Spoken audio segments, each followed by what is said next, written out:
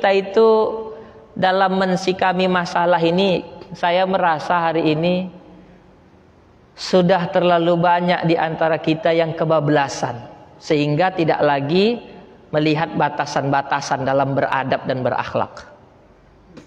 Dalam masalah media sosial dan lain sebagainya, ini baru viral. Ada pimpinan sekolah Islam, bukan pesantren ya, itu bukan pesantren. Itu harus saya luruskan. Itu boarding school, sekolah yang ada asramanya. Kayak dulu Mandua itu ada kelas khusus, itu dia diasramakan, tapi bukan pesantren. Dia boarding school, bukan pesantren. Kalau pesantren yang benar-benar pesantren, saya ya sangat yakin benar pesantren yang benar-benar pesantren, guru-gurunya itu tak sembarangan, punya sanad yang jelas kepada para ulama sampai kepada Rasulullah, punya kitab-kitab yang bersanad. Masalah adab di pesantren ini sangat luar biasa Pak diajarkan, sangat luar biasa, sangat luar biasa. Di Jawa itu santri mondok natap gurunya aja nggak berani Pak, natap gurunya nggak berani, takut kalau di depan, takut, tunduk. Itu adab luar biasa. Jadi tersebar ada katanya pimpinan pesantren mencabuli muridnya, hamil 9 orang. Terus kita seolah-olah meninggalkan adab. Apa masa ustadz kok kayak gitu? Loh, ini kan cakap-cakap yang nggak perlu sebenarnya. Iya kan? Kan cakap-cakap yang nggak perlu. Ustadz kok iyanya, loh. Emang kalau ustadz terus nggak bisa terjerumus ke dalam maksiat? Hari ini ada orang yang terjerumus kepada maksiat, apa yang kita minta kepada Allah? Ya Allah, jagakan aku daripada maksiat ya Allah. Bukan menghakimi, hakimnya udah ada Pak. Nggak tugas kita menghakimi dia, hakimnya sudah ada. Sudah diputuskan hakim. Bukan kita yang menghakimi. Apa itu Ustadz cabul memang dasar gini apa segala macam. Emang kita nggak pernah berbuat hal yang seperti itu. Ini mohon maaf gitu. Ini mohon maaf. Emang kita udah bisa menjagakan anak kita untuk tidak berbuat maksiat, zina sama kawan-kawannya. Ini mohon maaf nih. Sedih saya ada seorang tua membiarkan anaknya pacaran di ruang tamunya. Dia tidur sama istrinya dalam kamar. Terus dengar kabar itu, dia maki-maki orang, dia hakimi orang. Islam tidak mengajarkan begitu. Tasawuf juga tidak mengajarkan begitu. Tapi itu bukan pesantren. Ada lagi yang bilang, oh itu ajaran Syiah. Oh itu, terlepas itu ajaran apapun, ya. Apa gunanya kita cerita itu? Gitu. Apa gunanya kita cerita itu? Saya secara pribadi sudah pernah merasakan hal-hal seperti itu. Ini heboh sikit, komentari di Facebook, heboh sikit. Belakangan ini saya merasa ya Allah, banyak kali dosa-dosa saya dari Facebook. Gitu. Yang saya mungkin hari ini tak bisa meminta maaf sama orang-orang yang saya buat itu. Bukan masalah kaji ya. Ada orang misalnya nyabulin orang, kita komentari di Facebook. Ada orang mencuri, kita komentari di Facebook. Menceritakan aib orang itu kan aib tuh. Beda sama membantah masalah agama lain. Kalau masalah agama wajib dibantah. Wajib dibantah, enggak boleh diam. Hina sakata ahlul haqqi anil batil tawahhama ahlul batil annahum ala haqqin, kata Imam Ali. Kalau kau melihat kebatilan, jangan diam. Kalau kau diam, nanti orang akan merasa itu betul. Misalnya ada aliran sesat masuk ke Bagan Percut, nggak boleh diam, karena itu wajib kita benerin, wajib kita ungkap ke masyarakat itu salah. Tapi kalau masalah mencuri, zina dan lain sebagainya, itu bukan sesat. Semua orang tahu kalau itu salah. Semua orang tahu kalau itu salah. Ya. Jadi bagaimana kita beradab. Saya nggak peduli ada orang bilang Syiah apa, Wahabi apa segala macamnya, orang kafir apa segala, nggak peduli saya.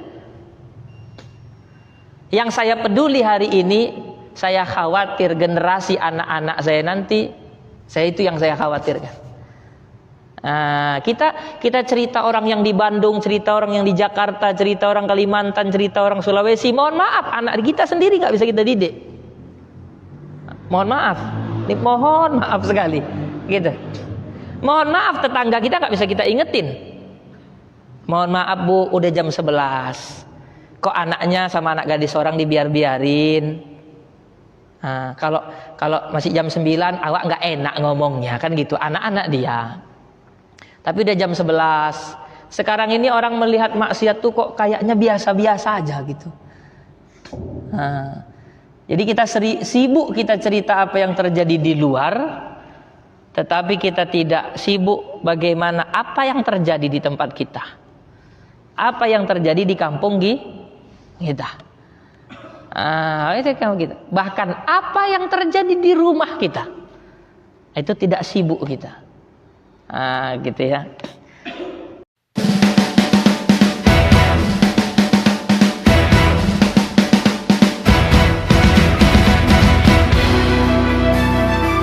Banyak orang yang hobi berbicara tasawuf tetapi tidak tercermin pada dirinya perilaku orang yang betul-betul faham tentang tasawuf. Saya ingat betul kisah daripada nenek saya ya, tentang bagaimana dulu sikap guru-guru kita di dalam menuntut ilmu, di dalam berperilaku sehari-hari, di dalam beradab kepada Allah, begitu juga beradab kepada makhluk.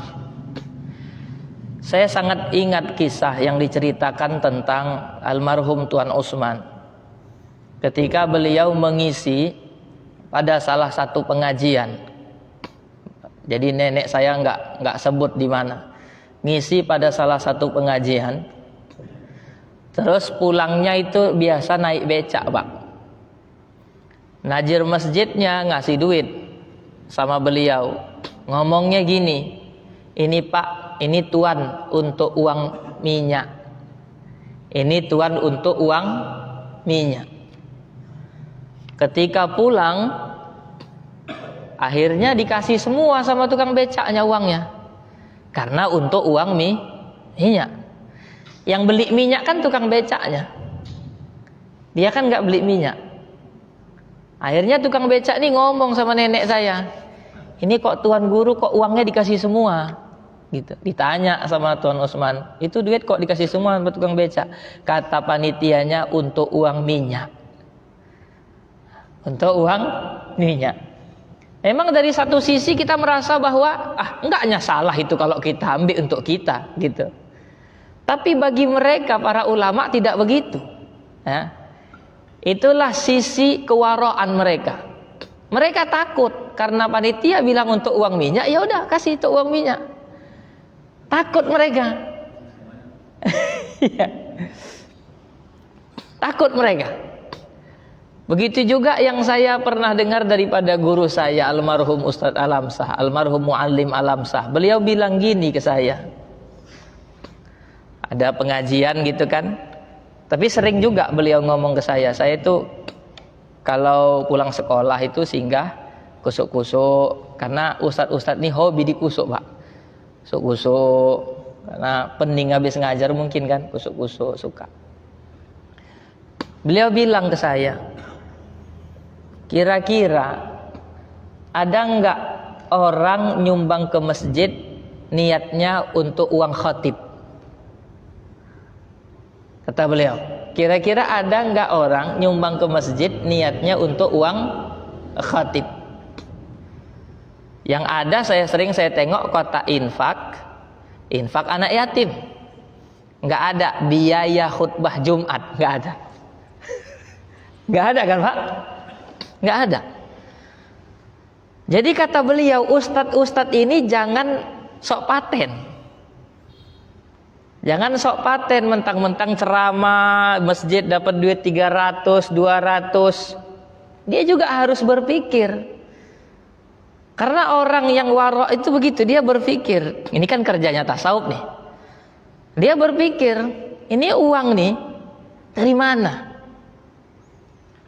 Kalau seandainya dari kota infak masjid, kira-kira ada nggak orang berniat, secara umum orang berniat untuk bayar khotib Jumat?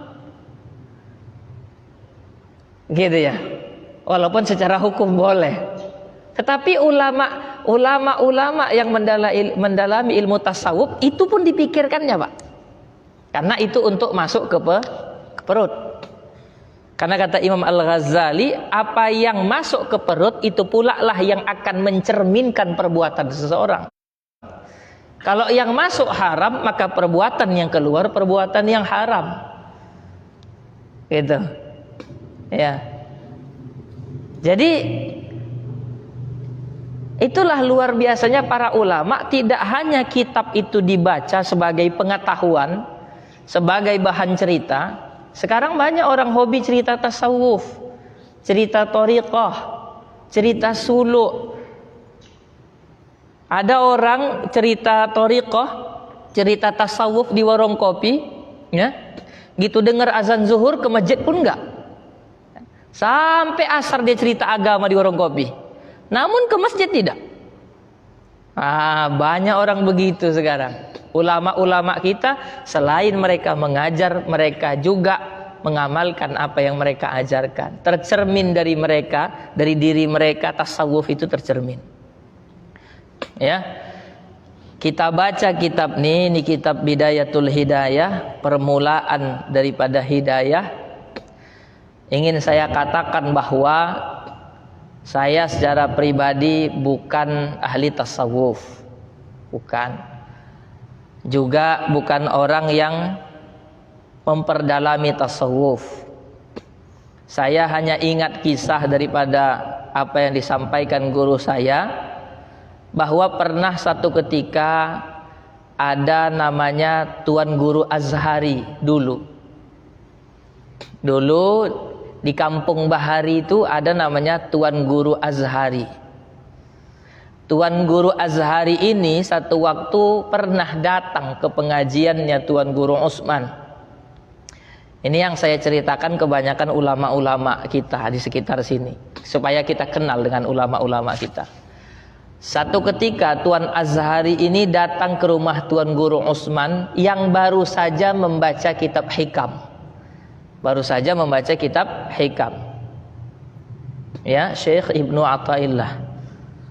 Jadi baru saja membaca kitab Hikam, kemudian datanglah Tuan Azhari. Assalamualaikum. Waalaikumsalam Tuan. Nah, apa hajat Tuan? Kata Tuan Utsman. Apa kata Tuan Guru Azhari?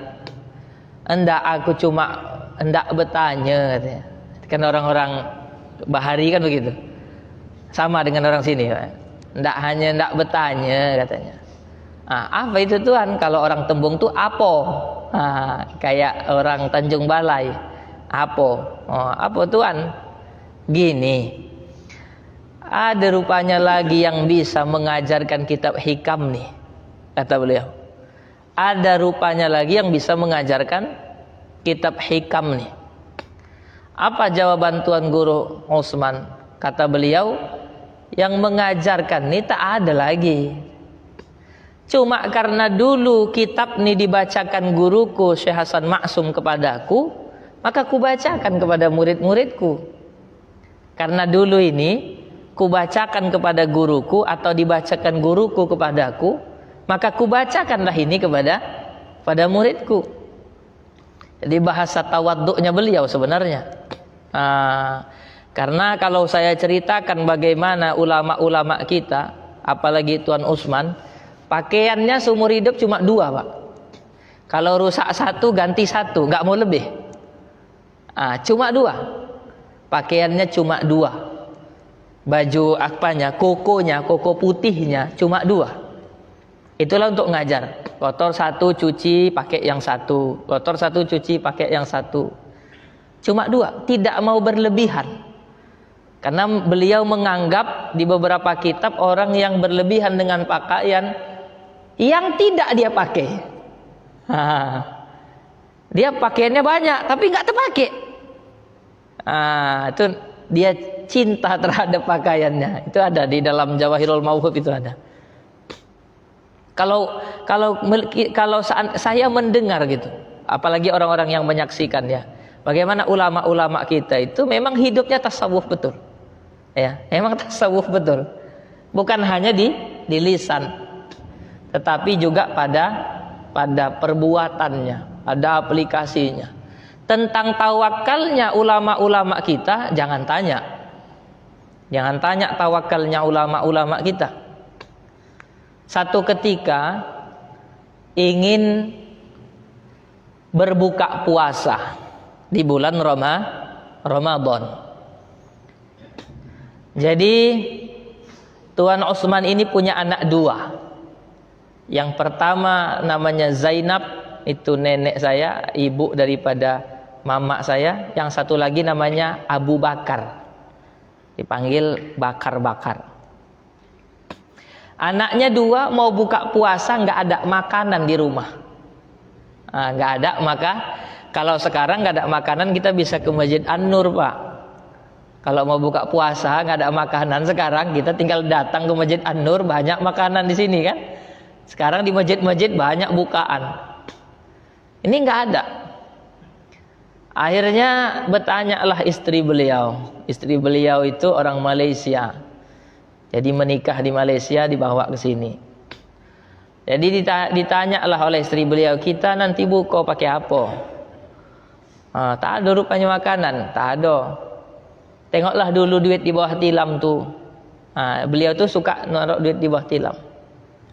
Ditengoklah duit di bawah tilam, kalaupun dibelikan makanan hanya cukup untuk anaknya yang dua ini, Pak. Hanya cukup untuk anaknya yang dua ini. Apa kata beliau? Udah, belikan aja untuk orang tua dulu. Kita nanti pakai air kan bisa berbuka, kan tak mesti makan. Keluarlah nenek perempuan ini tadi mencari bebukaan. Kanan kiri pohon pisang, agak jauh ke jalan besar. Nggak lama keluar dari rumah, balik lagi bawa makanan satu tampah. Bawa makanan satu tampah. Ditanya, dari mana kau dapat tuh? Itu tadi ada orang datang, dikasihnya aku. Katanya menikah anaknya kenduri dia, katanya.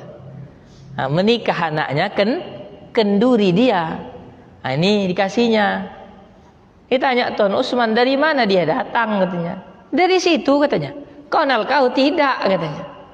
Padahal kalau orang dulu kan rumahnya kan 1-2. Rata-rata itu satu kampung itu kenal siapa kan.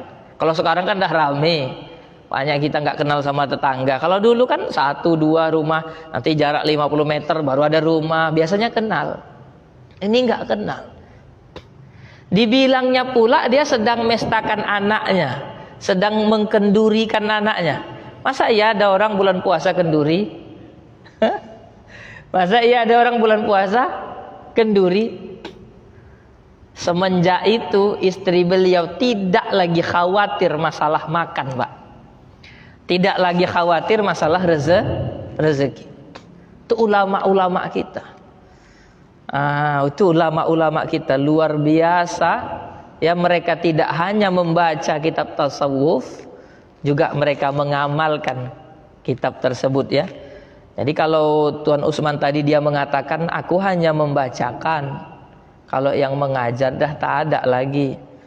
Itu kan bahasa tawaddu beliau. Kalau saya, memang saya kalau mengamalkan ya Allah jauh gitu. Jauh daripada ulama-ulama kita.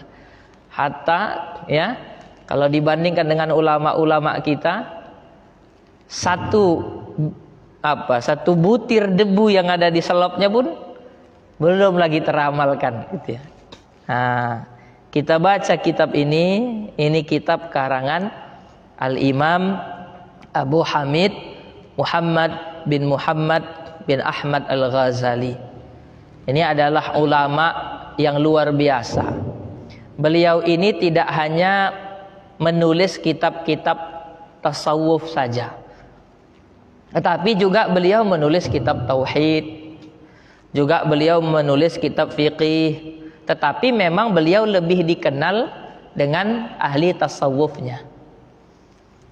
Dan ini memang sudah menjadi landasan kita dalam belajar ilmu tasawuf. Kata Hadratus Syekh Kiai Haji Hasyim Asy'ari bahwa ahlus sunnah wal jamaah itu kalau dia dari sisi akidah, dia mengikut kepada akidahnya Imam Al-Asy'ari dan akidahnya Imam Al-Maturidi. Nah, kalau kita di Indonesia kebanyakan itu kita akidahnya Imam Al-Asy'ari dengan sifat 20. Dan ini juga dikatakan oleh Syekh Murtadha Az-Zabidi.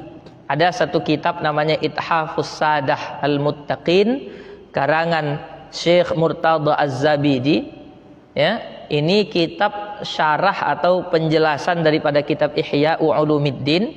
Kata beliau itu, idza utliqa ahlus sunnati wal jamaah, apabila diitlakkan tentang ahlus sunnah wal jamaah itu, siapa mereka ahlus sunnah wal jamaah itu, maka mereka itu adalah Asy'ariyah wal Maturidiyah, pengikutnya Imam Al-Asy'ari dengan pengikutnya Imam Al-Maturidi. Adapun masalah fikih atau masalah syariat, kita itu atau ahlus sunnah itu merujuk kepada ulama 4 mazhab. Bukan berarti mazhab itu cuma 4, tetapi yang bertahan sampai sekarang ini hanya 4. Kenapa? Karena tidak punya generasi, Pak. Karena tidak punya apapun itu, kalau dia tidak punya generasi, organisasikah, perkumpulankah, kalau dia tidak punya generasi, maka akan habis ditelan zaman. Nah, ini kalau tak ada lagi yang mengaji nih, habis ditelan zaman. Punah ilmu agama nih. Tak ada lagi orang yang mau belajar ilmu agama nih, habis ditelan zaman. Ada mazhab-mazhab yang lain. Ada mazhab Al-Laitsi, ada mazhab Ja'fari yang hari ini diklaim oleh orang-orang Syiah, ya. Ya, itu mereka lah. Nah, ini mazhab Ja'fari itu memang mazhabnya Imam Ja'far, yang belakangan diklaim oleh orang-orang Syiah bahwa mereka itu bermazhab dengan mazhab Ja'fari. Nah, yang bertahan sekarang ini hanya 4 mazhab. Hanya 4 mazhab. Mazhab Imam Abu Hanifah, mazhab Imam Malik, mazhab Imam Syafi'i, dan mazhab Imam Ahmad bin Hanbal. Itulah yang bertahan. Dan mayoritas di Indonesia ini mazhabnya mazhab Syafi'i. Mayoritas. Dan perlu kita ketahui bahwa mayoritas ahli hadis itu bermazhab kepada Imam Syafi'i. Bahkan ada ulama Hanafi namanya Imam Ad-Dahlawi, itu di India. Beliau itu mengatakan seseorang tidak akan bisa jadi ahli hadis kalau tidak berbenalu kepada mazhab Syafi'i. Maksudnya apa? Mazhabnya Syafi'i. Nah, seseorang itu baru bisa jadi ahli hadis kalau dia berbenalu kepada mazhab Syafi'i. Maka kita patut heran kalau hari ini ada orang yang dia mengaku ahli hadis tetapi tidak mau bermazhab. Atau ada sebagian orang yang hari ini menolak mazhab. Kami tak mau bermazhab. Kami kembali kepada Al-Quran dan Sunnah. Kami tak bermazhab-mazhab, tak ikut-ikut ulama. Ini sebenarnya, mohon maaf Pak, ini sebenarnya cakap kotor. Kenapa saya bilang cakap kotor? Yang mengajari dia baca Quran itu siapa? Kitab hadis yang dibacanya itu karangan siapa?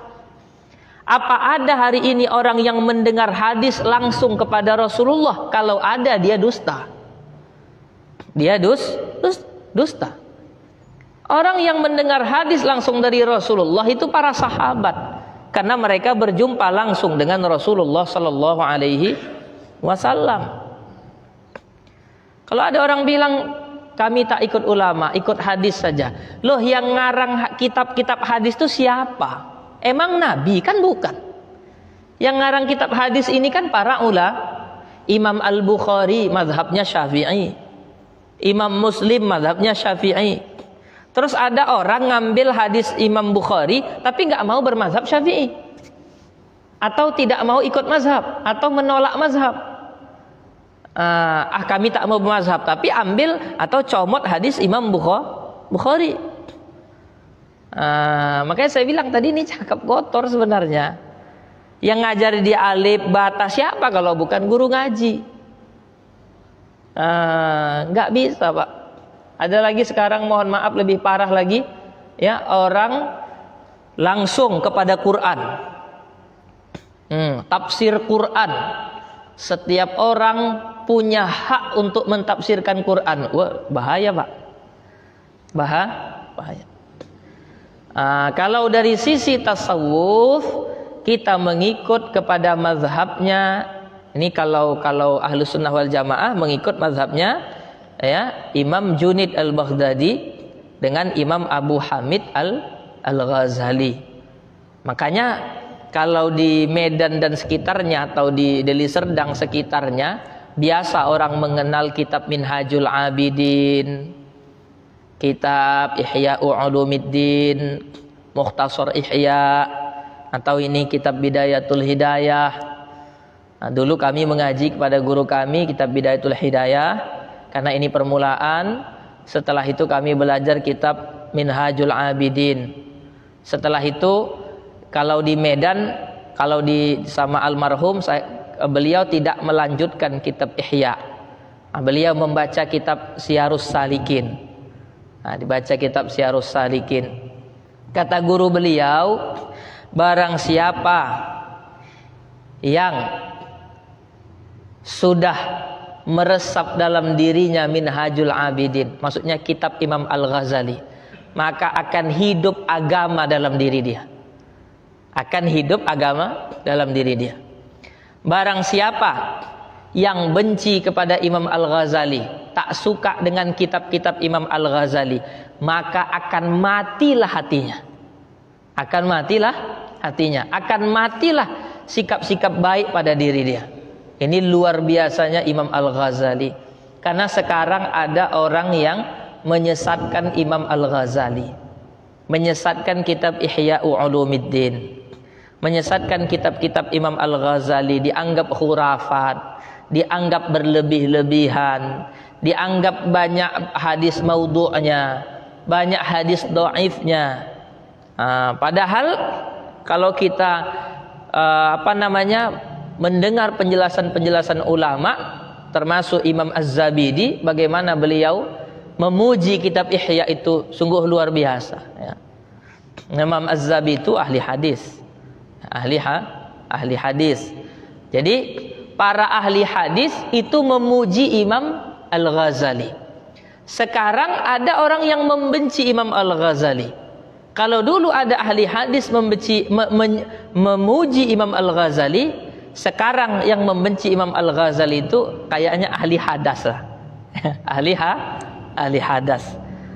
Jadi kita baca kitab ini, Bidayatul Hidayah ini, apa yang bisa kita amalkan, kita usahakan kita amalkan. Mana yang belum bisa kita jadikan ilmu, ya. Mudah-mudahan satu waktu nanti Allah bukakan, ya, hidayah kepada kita untuk bisa mengamalkan apa yang dicatat oleh Imam Al-Ghazali dalam kitabnya ini, ya. Kitab ini isinya tentang bagaimana adab seorang hamba. Pertama, adab kepada Allah Subhanahu wa ta'ala. Yang kedua, adab kepada makhluknya Allah Subhanahu wa ta'ala. Karena tidak cukup seseorang beradab kepada Allah, tetapi dia tidak menjaga adab kepada makhluk, kepada manusia. Maka ada kisah orang, dia ahli ibadah, tapi karena mengurung kucing, tidak membiarkannya keluar agar kucing ini bisa cari makan sendiri, dikurungnya, tak dikasihnya makan, juga tidak dilepaskannya. Kalau dilepaskannya, kucing ini bisa cari makan sendiri. Akhirnya orang ini digolongkan ahli neraka. Ada juga seorang pelacur yang cuma karena memberikan minum kepada anjing yang kehausan, akhirnya Allah masukkan atau Allah golongkan dia kepada ahli surga.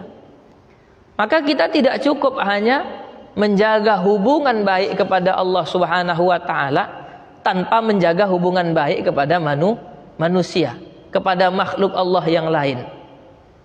Ketika Imam Al-Ghazali wafat, maka kemudian muridnya melihat Imam Al-Ghazali mendapatkan nikmat yang luar biasa. Ada orang yang bermimpi melihat Imam Al-Ghazali mendapatkan nikmat yang luar biasa. Kemudian orang ini bertanya dalam mimpinya kepada Imam Al-Ghazali, "Wahai Imam Al-Ghazali, kenapa kau mendapatkan nikmat yang luar biasa dari Allah? Kenapa Allah memperbuatmu seperti ini?"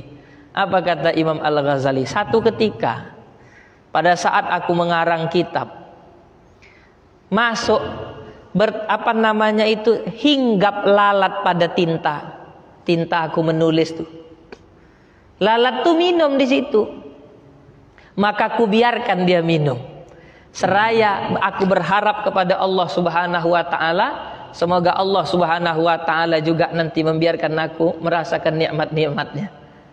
Jadi harapannya besar, dibiarkannya. Lalat ini lagi kehausan, minum, udah dibiarkannya. Enggak langsung, kalau penanya itu dimasukkannya ke tintanya, lalat ini kan terbang, mengganggu lalat minum. Dibiarkan oleh Imam Al-Ghazali. Nah, dibiarkan, pergilah tuh. Gara-gara itulah Allah memuliakan aku. Gara-gara lalat. Gara-gara membiarkan lalat. Nah, jadi kalau kata Kiai Maimun Zubair almarhum, semoga Allah lapangkan kubur beliau, Allah berikan beliau nikmat kubur. Kata beliau, kalau nampak kita semut di dalam air, kan kesusahan dia tuh. Gini, enggak sampai ke pinggir. Jatuh dia di tengah. Berusaha semut tadi tuh mencari, ya bahasa kita mencari daratan lah kira-kira gitu. Datang kita tengoki semut. Mampus kau. Bagaimana sikap yang terbaik? Ambil semut tadi. Dah, taruhkan ke tempat yang dia mudah. Ke tempat daratan ya, letakkan. Atau embuskan. Jangan diembuskan ke air lagi. Keluar air tuh. Taruh keluar air tuh. Kata beliau, mana tahu, kata beliau. Itu menjadi sebab. Ya Allah, sebagaimana ku selamatkan, maksudnya sebagaimana ku ikhtiarkan, ku ambil semut nih, ku selamatkan dari air nih, semoga nanti engkau selamatkan aku ya Allah daripada azab neraka. Ada harapan dalam hati kita. Semoga kau selamatkan aku nanti dari api neraka ya Allah. Letakkan. Buat harapan dalam hati kita. Mana tahu kan? Mana tahu itu menjadi asbab akhirnya kita mendapatkan rahmat Allah Subhanahu wa taala. Dengan itu kemudian Allah masukkan kita ke dalam surganya Allah Subhanahu wa taala. Karena mohon maaf, kata guru saya, kalau hari ini kita berharap mendapatkan surga, nikmat surga, ya, dengan ibadah yang kita buat, kayaknya jauh kali kita untuk mendapatkan surga. Kayaknya kita kerja dari mulai jam 8 kerja bangunan sampai jam 5. Kalau tukang itu pun hanya dapat 150.000. Kalau kenek paling tinggi 100.000. Tiba-tiba kita yang hanya sholat 5 menit, 10 menit, kadang khusyuk, kadang enggak, kadang rekaatnya aja kita lupa. Karena mikir tak kemana-mana, lupa kita rekaat keberapa ya. Kalau Nabi, ya, Nabi kurang rekaatnya untuk menunjukkan hukum. Kita kurang rekaat karena mikir tak kemana-mana. Berapa rekaat tadi ya? Karena mikir tak kemana-mana. Kita yang sholat satu hari 5 kali, Sekali sholat anggaplah 10 menit, 15 menit sama zikir-zikirnya. Kadang nggak zikir, jangankan zikir, ngelipat sejadah pun kadang nggak. Terus kalau kita kalikan 10 kali 5, 50 menit kita beribadah, kadang nggak zikir. Kita ambil sajalah ini yang wajibnya 50 menit. Ada sisa 23 jam 10 menit. Terus kita berharap nikmat Allah yang luar biasa itu. Kita berharap nikmat Allah yang kalau kita makan rasanya nggak hilang-hilang, yang kalau kita minum dahaganya nggak hilang-hilang. Kita berharap itu. Kayaknya. Kalau kita memandang dari sisi itu kayaknya berat. Tapi mungkin ada ibadah-ibadah kita yang lain seperti tadi tuh, yang perbuatannya sepele, tapi mungkin karena rasa harap kita besar, semoga dengan itu Allah selamatkan kita. Nah, itulah orang yang bertasawuf. Dia tidak hanya menjaga adab kepada Allah, juga dia menjaga adab kepada makhluk. Ini pembukaan daripada kitab ini. Ya, di sini isinya tentang itu, tentang adab kepada Allah dan adab kepada makhluk. Maksiat zahir dan maksiat batin. Sekarang ada lagi orang yang ibadahnya kepada Allah luar biasa. Ke masjid tak pernah tinggal, baca Quran rajin, tetapi punya hobi karena dia merasa bahwa orang lain kualitas ibadahnya di bawah dia. Dia merasa bahwa semua orang dekat dia itu pendosa. Pendosa. Merasa begitu, padahal tasawuf mengajarkan dia untuk merendahkan ya kualitas ibadah dia kepada orang lain. Kita tengoknya orang ini lebih mulia pada aku. Tasawuf mengajarkan itu. Ini enggak mendikte orang. Yang lebih parah lagi hari ini, dia merasa sudah Islamnya kafah, mudah mengkafirkan orang. Ada orang tak sholat memang kafir lah kau memang. Bahaya ini Pak. Dalam kitab Riyadhus Shalihin itu ada hadis Nabi SAW, barang siapa yang menuduh orang lain kafir, jikalau kata-kata kafir itu tidak kena kepada yang dia tuduh, ternyata orang itu bukan kafir, maka kata-kata kafir itu balik sama yang bilang kafir. Balik sama yang bilang kafir. Hati-hati kita ini sekarang. Apalagi sekarang ini.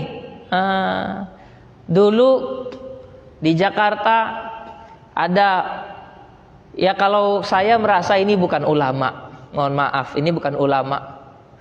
Siapa umat Islam yang mencoblos Ahok, haram hukumnya di fardu kifayahi.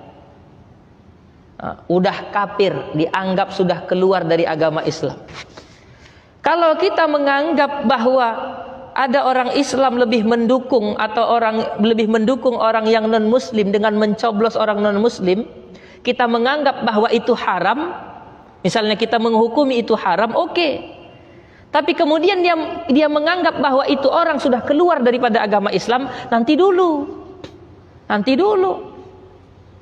Kalau kita mengambil pendapat ulama yang mengatakan nyoblos non muslim itu haram, oke. Memang ada pendapatnya. Tapi kalau kita kemudian menuduh kafir orang yang mencoblos orang non muslim, sehingga kita berfatwa haram mensolatkannya, haram mengkafaninya, haram menguburkannya di pekuburan orang-orang muslim, nanti dulu ini pendapat siapa? Ini pendapat nafsu kita atau pendapat ulama? Karena kita pendukungnya lawannya yang Islam, kemudian kita merasa biar orang Islam tak mendukung orang Muslim, kita fatwakan haram mensolatinya. Oh nanti dulu, nggak begitu. Ya, tuh menuduh kafir tuh bahaya, Pak. Sangat bahaya. Bukan dari sini kemudian disimpulkan saya mendukung ada calon non muslim. Oh tidak, enggak, jangan menyimpulkan itu. Bagi saya kalau ada orang Islam yang masih menjaga iman, ada orang non muslim ya pilih yang Islam lah, orang kita Islam. Tapi kemudian berfatwa menuduh kafir orang yang memilih itu, nanti dulu. Itu pendapat siapa? Nah, itu pendapat siapa? Terus kita tuduh orang kafir. Nah, lihat bagaimana Imam Al-Ghazali dalam bab taubah, kitab Minhajul Abidin, dalam Aqobah taubah. Ada dosa kepada manusia itu dalam perkara agama. Ada 2 dosa manusia dalam perkara agama yang wajib dia minta taubat kepada Allah Subhanahu wa taala. Ada kitab Minhajul Abidin tuh 7 aqobah tanjakan kehambaan. Pada aqobah yang pertama aqobah ilmu, pada aqobah yang kedua aqobah taubat. Ada dosa kepada Allah yang wajib ditaubatkan, ada juga dosa kepada manusia yang wajib ditaubatkan. Ada dosa terhadap dirinya, ada dosa terhadap hartanya, ada juga dosa terhadap agamanya. Apa itu? Menuduh orang yang Islam dengan tuduhan kafir dan menuduh sesat orang yang Islam padahal dia tidak sesat. Kata Imam Al-Ghazali, wajib dia bertaubat dan meminta maaf kepada orang yang dia tuduh. Itu jelas ulama kita. Jelas ulama kita. Ya. Jadi belajar tasawuf ini kita belajar bagaimana melembutkan hati dan melembutkan sikap. Bukan kita nggak boleh marah, boleh marah. Kalau kita nggak boleh marah, kayak mana orang mau perang nggak boleh marah, senyum aja gitu. Kalau ya kita boleh marah, tetapi harus tepat, tepat. Macam ini. Sekarang ini kita itu dalam mensikami masalah ini, saya merasa hari ini sudah terlalu banyak di antara kita yang kebablasan, sehingga tidak lagi melihat batasan-batasan dalam beradab dan berakhlak. Dalam masalah media sosial dan lain sebagainya. Ini baru viral. Ada pimpinan sekolah Islam, bukan pesantren ya, itu bukan pesantren. Itu harus saya luruskan. Itu boarding school. Sekolah yang ada asramanya. Kayak dulu Mandua itu ada kelas khusus, itu dia diasramakan, tapi bukan pesantren. Dia boarding school, bukan pesantren. Kalau pesantren yang benar-benar pesantren, saya ya sangat yakin benar pesantren yang benar-benar pesantren, guru-gurunya itu tak sembarangan, punya sanad yang jelas kepada para ulama sampai kepada Rasulullah, punya kitab-kitab yang bersanad. Masalah adab di pesantren ini sangat luar biasa Pak diajarkan, sangat luar biasa. Sangat luar biasa. Di Jawa itu santri mondok natap gurunya aja nggak berani, Pak. Natap gurunya nggak berani. Takut kalau di depan, takut. Tunduk. Itu adab luar biasa. Jadi tersebar ada katanya pimpinan pesantren mencabuli muridnya, hamil 9 orang. Terus kita seolah-olah meninggalkan adab. Apa masa ustadz kok kayak gitu? Loh, ini kan cakap-cakap yang nggak perlu sebenarnya. Iya kan? Kan cakap-cakap yang nggak perlu. Ustadz kok iyanya? Loh, emang kalau ustadz terus nggak bisa terjerumus ke dalam maksiat? Hari ini ada orang yang terjerumus kepada maksiat. Apa yang kita minta kepada Allah? Ya Allah, jagakan aku daripada maksiat ya Allah. Bukan menghakimi, hakimnya udah ada Pak. Nggak tugas kita menghakimi dia, hakimnya sudah ada. Sudah diputuskan hakim. Bukan kita yang menghakimi. Apa itu Ustadz cabul memang dasar gini apa segala. Emang kita nggak pernah berbuat hal yang seperti itu. Ini mohon maaf gitu. Ini mohon maaf. Emang kita udah bisa menjagakan anak kita untuk tidak berbuat maksiat, zina sama kawan-kawannya? Ini mohon maaf nih. Sedih saya ada seorang tua membiarkan anaknya pacaran di ruang tamunya. Dia tidur sama istrinya dalam kamar. Terus dengar kabar itu dia maki-maki orang, dihakimi orang. Islam tidak mengajarkan begitu. Tasawuf juga tidak mengajarkan begitu. Tapi itu bukan pesantren. Ada lagi yang bilang, oh itu ajaran Syiah. Oh itu, terlepas itu ajaran apapun, ya. Apa gunanya kita cerita itu? Gitu. Apa gunanya kita cerita itu? Saya secara pribadi sudah pernah merasakan hal-hal seperti itu.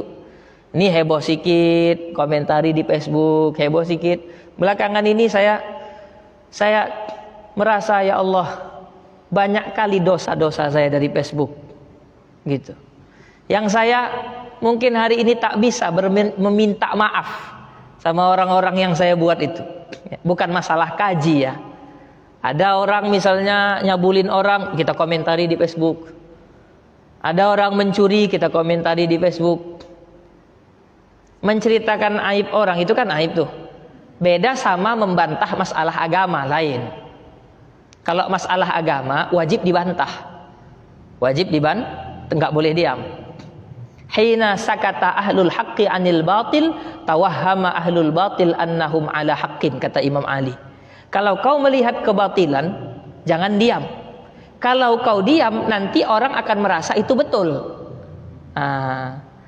Misalnya ada aliran sesat masuk ke Bagan Percut, nggak boleh diam, karena itu wajib kita benerin, wajib kita ungkap ke masyarakat itu salah. Tapi kalau masalah mencuri, zina dan lain sebagainya, itu bukan sesat. Semua orang tahu kalau itu salah. Semua orang tahu kalau itu salah. Ya. Jadi bagaimana kita beradab? Saya nggak peduli ada orang bilang Syiah apa, Wahabi apa segala macamnya, orang kafir apa segala macam. Nggak peduli saya. Yang saya peduli hari ini, saya khawatir generasi anak-anak saya nanti, itu yang saya khawatirkan. Kita cerita orang yang di Bandung, cerita orang yang di Jakarta, cerita orang Kalimantan, cerita orang Sulawesi. Mohon maaf, anak kita sendiri nggak bisa kita didik. Mohon maaf, mohon maaf sekali, gitu. Mohon maaf, tetangga kita nggak bisa kita ingetin. Mohon maaf Bu, udah jam 11. Kok anaknya sama anak gadis orang dibiarin? Kalau masih jam 9, awak nggak enak ngomongnya, kan gitu. Anak-anak dia. Tapi udah jam 11. Sekarang ini orang melihat maksiat tuh kok kayaknya biasa-biasa aja gitu. Jadi kita sibuk kita cerita apa yang terjadi di luar, tetapi kita tidak sibuk bagaimana apa yang terjadi di tempat kita, apa yang terjadi di kampung kita. Itu kamu kita. Bahkan apa yang terjadi di rumah kita, itu tidak sibuk kita. Gitu ya. Jadi insya Allah nanti kita akan baca kitab ini, ya, walaupun belum bisa diamalkan, setidaknya sudah bisa menjadi ilmu untuk kita. Wallahu a'lam bishawab.